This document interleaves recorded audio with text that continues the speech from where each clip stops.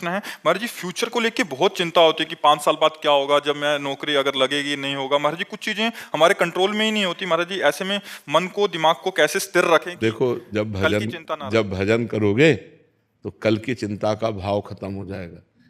ना कोई फीस है, किसी से किसी तरह की कोई फीस, और ना कभी ऐसे मांगना है। जिस हम परमात्मा की शरण में है, वो जब इतने बड़े हमारे परिकर को पोषण कर रहा है, तो तुम्हारा पोषण क्यों नहीं होगा?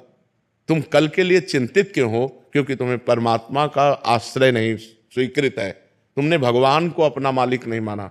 तो फिर जैसे जहाज ना हो और तैरना ना आता हो, फिर नदी में उसकी हालत क्या होगी, समुद्र में हालत क्या होगी उसकी, वैसी हालत है आप लोगों की। ना तो आपके अंदर ज्ञान है और ना भगवान का भरोसा है।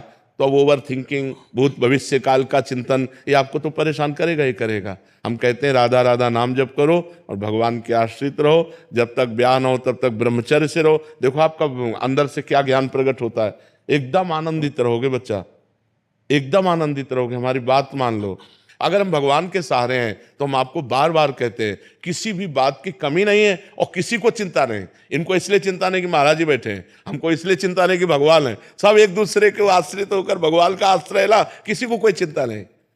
आप चिंतित क्यों हो रहे हैं, अपने लिए परेशान क्यों हो रहे हैं? हम कहते हैं आप ब्रह्मचर्य रह के देखो और नाम जप करो, बड़ी बड़ी विपत्तियों को रौंद के न निकल जाओ। तो हमसे बताओ,